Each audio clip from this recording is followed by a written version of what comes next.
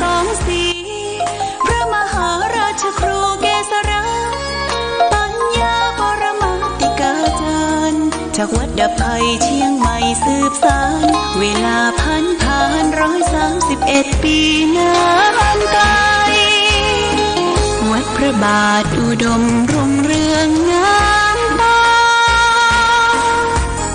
เจ้านายบุญธรรมสาขาหลวงพวงเชียงใหม่ปกครองหัวเมืองฟ้าทุ่มเทแรงกายแรงใจทุกชาติพันธุ์รวมใจรักษา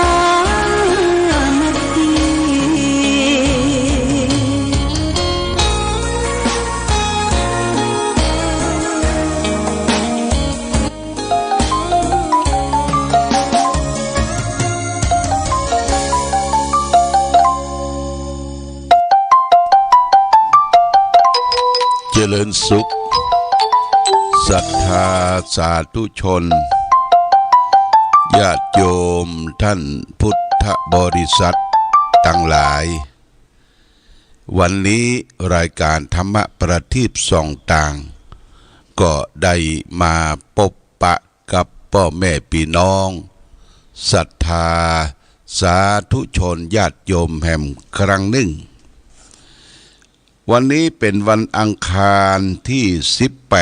18เดือนกรกฎาคมพุทธศักราช2566ซึ่งตรงกับเดือน11เหนือนะเดือน11เหนือขึ้น1ค่ำนะเป็นเดือน11ใต้เป็นเดือน11เหนือขึ้น1ค่ำเดือนเก้าใต้ญาติโยมแล้วก็เดือนนี้ก็ถือว่าเป็นเดือน10อยู่เดือน10อยู่เป็น10หลังเป็น10หลังเราก็จะไปเข้าวัษาปุ้นวันที่1เดือนสิงหาคมนะญาติโยมนะวันที่1สิงหาคมอากาศท้องถิ่นในวันนี้ก็ทางกรมอุตุนิยมวิทยาก็บอกว่าฝนจะตกประปรายหลายที่เช่นแม่ฮ่องสอนเชียงใหม่ลำพูนลำปางพะเยาเชียงรายนี่ภาคเหนือตอนบนฝนก็ตกอยู่แต่จะตกประปรายแต่ว่านี่ก็ตกแค่ดีญาติโยมนะฝนตกก็ถือว่าเป็นน้ำฝนที่ยังบ่เพียงพอต่อการเก็บกักน้ำเก็บกับน้ำจะเป็นหลุมเป็นบ่อจะเป็นชนประทานจะเป็นชนประทานจะเป็นเขื่อนแดมต่างๆจะต้องเก็บน้ำไว้ใจหน้าแล้ง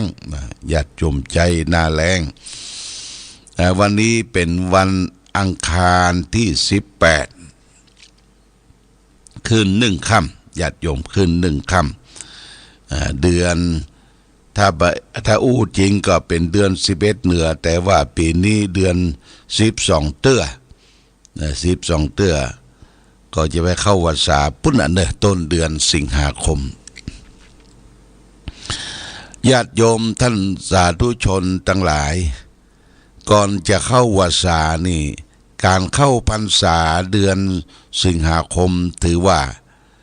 เป็นการเข้าจำของภิกษุสงฆ์สามเณรจะต้องจำพรรษาอยู่ในอารามวัดใดวัดหนึ่งคือบ่ได้สัญจรไปมาในที่ต่างๆเกินกว่า7วันถ้าจะไปนี่เกินกว่า7วันก็ต้องสัตตหะคือไปกิจจำเป็นที่พระสงฆ์จะต้องไปเช่นว่าไปดูแลพ่อแม่เจ็บไข้ได้ป่วยนี่ส่วนหนึ่งไปดูแลพระสงฆ์ที่อาสาที่จะไข้ศึกลาสิกขาในช่วงพรรษานี่ไประงับเหตุว่าไปต้องซึกเตื้ออยู่ไปก่อนนี่ส่วนหนึ่งแล้วก็ไปเพื่อญาติโยมได้ปวารณาได้นิมนต์ไว้ว่าข้าเจ้าจะขึ้นบ้านใหม่ที่ปุ้นจังหวัด อุดรจังหวัดมันไกลนี่แต่ไปแล้วก็ต้องปิกมาภายใน7 วันโดยพรรษาไม่ขาดก่อนจะเข้าพรรษานี่เปิ้นก็คือไปพัฒนาวัดญาติโยมพัฒนาวัดพัฒนาที่พักที่รับที่นอนที่เฮาจะได้ไปจำศีลโดยเฉพาะอย่างยิ่งพี่น้องไตพี่น้องดาราอั่งปะลองนี่เปิ้นก็ชอบไปนอนวัดปฏิบัติธรรมแต่พี่น้องเมืองนั้นก็บ่ค่อยหลายเท่าใดละประเด็นนี้บ่ค่อยหลายเท่าใดที่บ่หลายเท่าใดก็เพราะว่าปวดนั่นปวดนี่สังขารบ่อำนวยนะสังขารบ่อำนวยไปบ่ได้ก็เป็นหยังเฮาก็ต้องมีโอกาสวันพระวันศีลก็ได้ปฏิบัติธรรมการปฏิบัติธรรมนั้นบ่จำเป็นจะต้องไปนอนจองนอนวัดเอาอยู่ที่บ้านที่จองก็เอาบ้านเป็นวัดได้วันนั้นวันศีลเนาะตื่นเจ้าขึ้นมาก็เข้าห้องพระไหว้พระนบธรรมเสร็จเรียบร้อยแล้วก็เจริญสมาธิภาวนาวันศีลขอได้ตั้งใจนุ่งขาวห่มขาวสักวันเนาะนุ่งขาวห่มขาวสักวันปฏิบัติศีลธรรมกรรมฐานแล้วก็ปฏิบัติศีล5อย่างเคร่งครัดบ่ไปฆ่าสัตว์ตัดชีวิตบ่ไปเบียดเบียนสัตว์เล็กสัตว์น้อยบ่ไปคิดล่วงละเมิดอย่างคนอื่นเขาบ่ไปอู้จาอู้ปดหมดเท็จแล้วก็บ่ได้ดื่มสุราและเมลัยเครื่องดองของเมาแต่ประการใดวันนั้นจำศีลอยู่ที่บ้านจำศีลอยู่ที่เคหสถานที่ทำงานศีลก็ปกติกายวาจาของเฮาวันนั้นเฮาก็จำศีลในวันพระวันศีลการฟังธรรมญาติโยมการฟังธรรมเทศนาจะฟังแบบธรรมบรรยายจะทำแบบเป็นผู้ประเดี๋ยวนี้เฮามาสังเกตสังกาผู้ที่จะถือขันดอกไม้ไปฟังธรรมเตียวกันเป็นเส้นเป็นสายอย่างสมัยก่อนเนี่ยบ่มีญาติโยมบ่มีละนะคนก็มันหายไปแยกไปย้ายที่ไปอยู่ที่อื่นนะวัดบางวัดในตัวอำเภอเมืองจังหวัดเชียงใหม่บางวัดก็มี5 6 7คนถามว่าไปไหนหมดเปิ้นขายที่ในเมืองไปอยู่ตั้งนอกมาบ่ได้บางคนก็ล้มหายตายจากไปแต่ยังบ่ลืมวันศีลเตื้อก็ยังดีอยู่ญาติโยมนะแต่ที่ต่างวัดก็ได้ปรับสถานการณ์ปรับพื้นที่ปรับเวทีการแสดงธรรมอย่างวัดพระบาทอุดมนี่ญาติโยมตอนบ่ายมามีละนะที่จะมาฟังธรรมกันที่ศาลาการประเรียนเนี่ยมีก็มานัก4-5 คนมันก็เลยปรับเอาไปเทศตอนเจ้าญาติโยมนะเทศตอนเจ้าทำ2 ผูกไหว้พระรับศีลบิณฑบาตแล้วก็เทศทำนั้นบ่ยาวนะบ่ยาวญาติโยมเป็นทำก้อมทำกิจทำก้อมเป็นทำสอนทำกิจทำก้อมทำสอนนี่เทศคือญาติโยมถ้าบ่เทศก็บ่ได้เพื่อจะได้ฝึกคือพระเนนได้เทศทำลองธรรมวัดการทำลองเทศธรรมบางรูปก็เทศได้บางรูปก็เทศได้บ่จะไปอ่านธรรมนี่บ่ใส่ทำลองเพิ่นฮ้องอ่านธรรมมีตุเจ้าตนหนึ่งเปิ้นฮือไปเทศอ่านธรรมบ่ขึ้นทำลองบ่ขึ้นเสียงนี่ไปอ่านธรรมแต่ว่าเทศธรรมนี่เทศทำนองมะนาวล่องของบะนาวล่องของพ่องแต่ทำลองป้าวไกวใบพ่องหรือหมูล่องห้วยพ่องหมูล่องห้วยนี่โละนี่ญาติโยมก็วัดพระบาทอุดมก็เบ็ดเสร็จก่อน9 โมงเก่งแล้วก็ญาติโยมหิวอาหารหิวข้าวก็อาศัยเข้าบิณฑบาตเข้าบาตร ตุเจ้ารับไปแล้วคนบาทเหลือนั่นก็มอบเพื่อแก่ญาติโยมที่ไปทำบุญสุนทานที่วัดตอนเจ้าเสร็จสิ้นไม่ต้องไปเสียเวลาที่จะมาฟังธรรมตอนบ่ายไม่เว้นธรรมตอนบ่ายบ่เสียเวลาที่จะให้ลูกคือหลานไปส่งแหมนะเสร็จสิ้นกันประมาณกึ่งข้าวตอนนะกึ่งข้าวตอนพอกินข้าวกินปลาอู้จากันแล้วก็ปิกบ้านไผ่บ้านมังวันศีลและปฏิบัติธรรมวันศีลต่อไปและนอกจากนั้นทุกวันเสาร์เนี่ยทุกวันเสาร์ก็มีการปฏิบัติธรรมที่สำนักปฏิบัติธรรมประจำจังหวัดเชียงใหม่แหล่งที่21วัดพระบาทอุดมน้ำบ่อสาวาอันนี้มากันได้ทั่วญาติโยมมากันได้ทั่วจะเป็นบ้านนั่นบ้านนี้ก็พอถึงวันเสาร์ก็เจ้า8 โมงครึ่งก็มาถึงละ9 โมงเขาก็จะเริ่มทำพิธีไหว้พระเจริญพระพุทธมนต์สวดมนต์แปรแล้วก็ได้เดินจงกรมเจริญสมาธิภาวนาและถวายภัตตาหารแด่พระสงฆ์สามเณรเขาจะมาวันเสาร์นี่เขาก็มีผลหมากลากไม้ผักไม้ไส้เครือข้าวสารอาหารแห้งนำมาถวายร่วมกันได้แต่ทางวัดก็ได้เตรียมการจัดอาหารกลางวันเลี้ยงผู้ปฏิบัติธรรมประจำวันเสาร์นะเลี้ยงผู้ปฏิบัติธรรมประจำวันเสาร์นี่ส่วนของทางวัดส่วนของหลวงพ่อก็ได้บอกคือแก่แม่ครัวได้จัดดูแลน้ำปานะน้ำชากาแฟอย่างก็ว่าไปตามที่เฮามีอยู่นี่ญาติโยมนะอันนี้ก็ไปปฏิบัติธรรมกันในทุกวันเสาร์มาได้ละมี5 คน3 คน4 คนดูเจ้าอยู่วัดพระเนนอยู่วัดก็ปฏิบัติกันอย่างเนี้ยบ่ได้กองหาไผเนี่ยญาติโยมบ่ได้กองหาไผบ่ได้บุยปากใส่ไผคนนั้นไปคนนี้บ่ไปบ่ยะไผไปก็ได้บุญได้กุศลสำหรับตัวตนคนนั้นนะบุญกุศลนี่ต้องทำร่วมกันบุญคือความสุขที่เราจะพึงได้รับจากการประพฤติปฏิบัติธรรม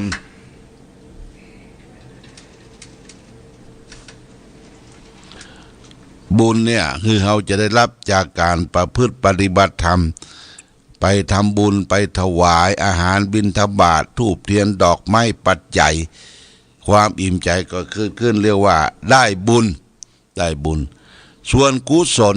คือตัวสติตัวปัญญาตัวรู้ได้ฟังได้อ่านได้สนทนาธรรมกับตู้เจ้าประสงค์มีความคิดแตกฉานมีสติปัญญาเนี่ยกุศลเกิดขึ้นจะต้องได้ทั้งบุญได้ทั้งกุศลน้อมนำตน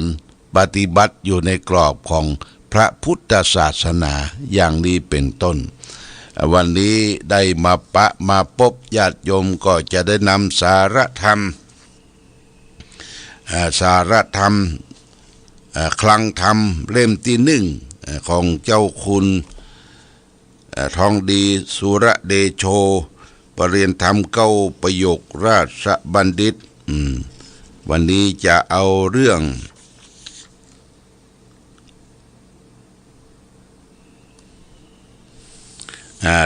การพึ่งตนเองนะพึ่งตนเองญาติโยมนะเปิ้นตัดอยู่ในพระไตรปิฎกในสมัยก่อนเมื่อพระสัมมาสัมพุทธเจ้ามีพระชนชีพพระสัมมาสัมพุทธเจ้าก็ตัดไว้ในพระไตรปิฎกมังคละกุตเถระวัตถุภิกขุวรรคคุตกนิกายธรรมปฐกถาพระไตรปิฎกเล่มที่25หน้า379โดยพระพุทธเจ้าได้ตรัสว่าอัตนาโจทยัจจานังปฏิมังเสอมัตตนาโสอัตตะคุโตสติมาสุขังภิกขุวิหามิสิพระพุทธเจ้าตัดแก่ภิกษุสงฆ์สาวกว่า จงเตือนตนด้วยตนเองอัตนาโจทรัตนังจงเตือนตนด้วยตนเองปฏิมังเสตมัตตนาพิจารณาดูตนด้วยตนโยโสอัตตคุโตสติมาสุขังภิกขุวิหาหิสิดูก่อนภิกษุเธอนั้นมีสติคุ้มครองตนได้แล้วจักอยู่เป็นสุขอันนี้เป็นข้อที่หนึ่งคือสอนว่าภิกษุทรงสาวกทั้งหลายที่จะอยู่ด้วยความสุขโดยรอบรู้จะต้องมีสติเนี่ยแปลว่าความระลึกได้สัมปชัญญะคือความรู้ตัวสตินี่เป็นหัวใจของการประพฤติปฏิบัติธรรมทุกอย่างถ้าขาดสติขาดความพังเผลอนี่ญาติโยมขาดสติสตางขาดความยับยั้งชั่งใจยั้งคิดขาดสติไปแล้วมันก็คล้ายว่าเป็นแบดเป็นบ้าภาษาฝรั่งว่าเป็นแบดแบดนี่แปลว่าบ้าคุณบ้าคุณขาดสติหลงลืมบัดตั้งมั่นเพราะมีความประมาทในการประพฤติปฏิบัติสติมาปัญญาเกิดสติมานี่ปัญญาเกิดญาติโยมสติแปลว่าความระลึกได้ระลึกตัวตนทั่วพร้อมของตนเองว่าเราอยู่ในอิริยาบถใดเดินก็หูมีสตินั่งก็หูมีสติจะทำการทำงานก็มีสติความระลึกได้รู้ตัวทั่วพร้อมคนที่ขาดสติก็คือคนที่บ่สามารถที่ยังบังคับตัวเองได้ยกตัวอย่างเช่นคนไปกินเหล้าเมายาญาติโยมกินเหล้าเมายานี่เมาได้ตี้ทั้งเหล้าทั้งยาเมาได้ตี้บ่ฮู้ควบคุมตัวเองได้บ่ฮู้จักตี้ต่ำตี้สูงบ่ฮู้ตี้จักอันควรบ่ควรชอบไป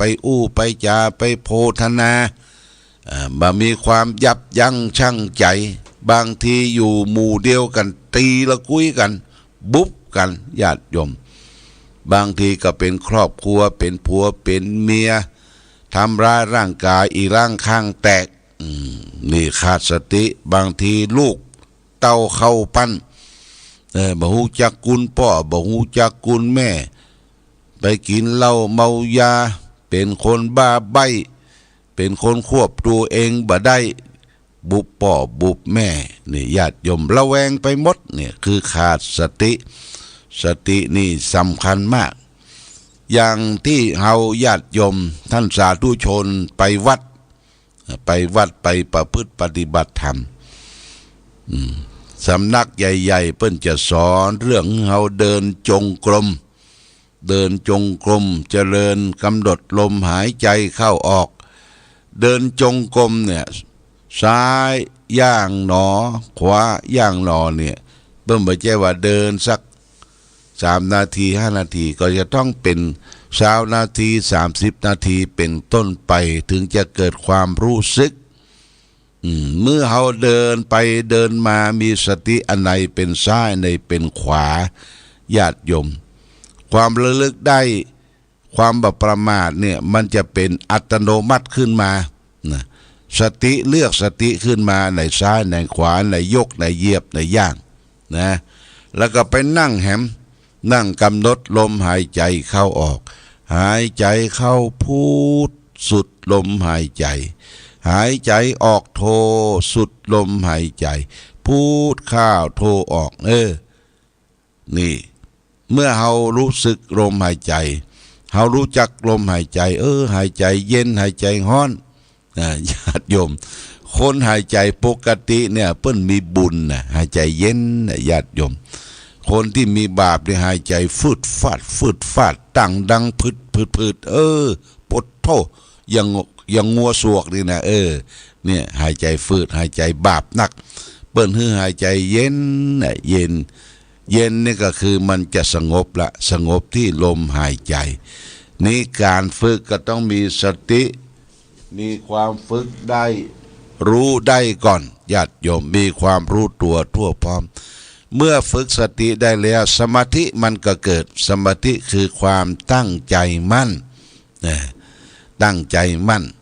เมื่อมีสมาธิความตั้งใจมั่นตั้งใจหนิมตัวสุดท้ายมันก็เกิดแหละคือตัวปัญญาปัญญาตัวภาวนาปัญญานี่เกิดปัญญาแปลว่าสิ่งรอบรู้ในกองทุกข์ในกองสังขารรู้ในตัวเฮาทั้งหมดว่าตัวเฮาเนี่ยประกอบไปด้วยธาตุสี่ธาตุดินธาตุน้ำธาตุไฟธาตุลมประกอบด้วยอากาศธาตุวิญญาณธาตุคือหกธาตุเมื่อเฮามีสติมีความพร้อมรู้จักธาตุสี่ธาตุหกแล้วนะเฮาก็แยกแยะตัวเฮาที่จริงตัวเฮานี่เมื่อแยกธาตุออกไปก็มีอย่างญาติโยมเหมือนกันหมดมนุษย์โลกเนี่ยเกิดเหมือนกันหมดบอกว่าหญิงบอกว่าชายบอกว่าเศรษฐีคะบดีคนทุกข์คนยากคนห้อยเปี้ยเสียแขนคนเสียอังกะลักษณะคนบ้าใบสึงตึงมีร่างกายเหมือนกันหมดก็คือธาตุสี่ดินน้ำลมไฟเพิ่มมาสองธาตุอากาศธาตุวิญญาณธาตุคนเฮาที่มันแตกต่างกันอยู่ที่จิตใจญาติโยมอยู่ที่จิตใจเพิ่นบอกว่าคนเฮาเกิดมานาจิตต่างคนต่างจิตต่างใจของผู้ทุชนนี่นะมันคิดบ่เหมือนกันเนอะเดี๋ยวคิดสูงเดี๋ยวคิดต่ำเดี๋ยวคิดจังเดี๋ยวคิดเกลียดเดี๋ยวคิดชอบคิดชอบคนนั่นคิดชอบคนนี้ถ้าเปิ้นอู้เขาหูหน่อยชอบญาติโยมนะถ้าอู้สรรเสริญในชอบนี่เนี่ยจิตใจกิเลสของเฮามีอย่างนั้นถ้าจิตของเฮาเป็นพระอรหันต์จิตที่ยกขึ้นสู่โลกุตรธรรมที่อยู่เหนือทุกข์อยู่เหนือโลกแล้วจิตใจเฮานี่มันจะวางเฉยญาติโยมถ้าอู้ดีเฮาฟังแล้วก็เก็บคิดวางเฉยถ้าอู้บดีเฮาก็เก็บคิดแล้วก็บ่ได้ต่อเถียงวางเฉยนี่จิตสูงนะจิตใจสูงจิตใจประเสริฐจิตใจได้เกิดจากการฝึกฝนอบรมนะฝึกฝนอบรมมาอันนี้เป็นเรื่องสำคัญฝากไว้เป็นญาติโยมท่านสาธุชนทั้งหลายหลวงพ่อทองพระพรหมมงคลท่านได้ฝึกกรรมฐานตั้งแต่เป็นพระหนุ่มมาปัตลอดแล้วก็จนสุดท้ายอายุไขได้80 ปลายเนี่ยเปิ้นยกย่องเป็นรองสมเด็จชื่อว่าพระพรหมมงคลพระพรหมมงคลรองสมเด็จเปิ้นก็บอกว่าถ้าเขาจะมีความสุขได้เนี่ยเฮือนิ่งได้ทนได้รอได้ช้าได้สุดท้ายก็ดีได้ญาติโยมดีได้นิ่งได้นิ่งก็คือจิตใจสงบนะจิตใจสงบนิ่งได้ทนได้ญาติโยมทนได้ก็คือมีขันติมีความอดทนต่อทุกสิ่งทุกอย่างทนต่อการกระทำทำงานทนต่อความลำบากเจ็บไข้ได้ป่วยและสุดท้ายทนต่อความเจ็บใจนี่โอ้เท่าสุดยอดนะมีขันติมีความอดทนรอได้ญาติโยมเฮารอได้รอนี่หมายความว่าอันยังจะเกิดขึ้นกับเฮาเที่ยเปิ้นได้หยังได้ยศถาบรรดาศักดิ์ได้หยังรูปเนี่ยเฮาก็รอได้และช้าได้นะช้าได้เนี่ยช้าทำอย่างเชื่องช้าทำอย่างให้มีสติรอบรู้มีสมาธิมีความตั้งใจทำสุดท้ายก็ดีได้ญาติโยมดีได้เนี่ยคนเราก็มีดีละดีกายดีใจดีทุกสิ่งทุกอย่างคนเราทุกคนก็ปรารถนาดีบ่ปรารถนาชั่วอย่างนี้เป็นต้นนี่เป็นการฝากหลักคิดคือเราได้ท่านทั้งหลายได้รับทราบว่าเรื่องของสติเรื่องของการตั้งตนตัวเนี่ยเตือนตัวเองเนี่ย เป็นสิ่งสำคัญจะต้องมีความรอบรู้อยู่ในจิตในใจตั้งใจฝึกหัดปฏิบัติโดยเฉพาะอย่างยิ่งจะเข้าพรรษาและญาติโยมนะจะเข้าพรรษาแล้วก็หาที่หาแห่งหาหนหาวัดหาวาที่ไว้ที่สาที่สักการะบูชาต่อไปเอาละญาติโยมก่อนจากกันโมทนาสาธุตะวานี้ไปร่วมงานส่งน้ำพระธาตุที่วัดชิมพรีวันปางยิ้วอำเภอชัยประการหลังจากที่ส่งน้ำพระธาตุวัดสุปัตนารามบ้านต้าภาคเจ้าชันเพนแล้วก็ไปต่อตอนบ่ายที่วัดปางยิ้วส่งน้ำพระธาตุเรียบร้อยก็มีญาติโยมมีท่านเจ้าบาทบอกว่ามีโยมเพิ่นจะถวายสตางค์หลวงพ่อช่วยบูรณะวิหารพระเจ้าระแข่งก็คือมีนายนบนางผันใจยะพอนะบ้านปางยิ้วทำบุญอยู่500 บาทอนุโมทนาสาธุและพร้อมกันนั้นก็มีคณะศรัทธารวมพี่น้องที่ไปทำบุญให้หอมกันคน10คนสาวคน100รวบรวมได้เงินอยู่ 1,338 บาทอันนี้เป็นกองทุนบูรณะวิหารพระเจ้าระแข่งกองทุนวิหารพระเจ้าระแข่งนี่ตอนนี้ช่างศาลาเปิ้นได้มุงหลังคาเรียบร้อยแล้วตีเพดานเรียบร้อยแล้วและช่างต่อไปเปิ้นก็จะได้ปูพื้นเพื่อให้ปืนนี่สะอาดด้วยกำเบื้อง60 คน 60นะญาติโยมปูพื้นเสร็จแล้วก็ใส่ประตูหน้าต่างนี่จะมีมุงรวดโดยใส่ประตูหน้าต่างเสร็จแล้วก็จะติดไฟคิดว่าธงชาติและเพลงชาติไทยเป็นสัญลักษณ์ของความเป็นไทยเราจงร่วมใจยืนตรงเคารพธงชาติด้วยความภาคภูมิใจในเอกราชและความเสียสละของบรรพบุรุษไทยประเทศไทย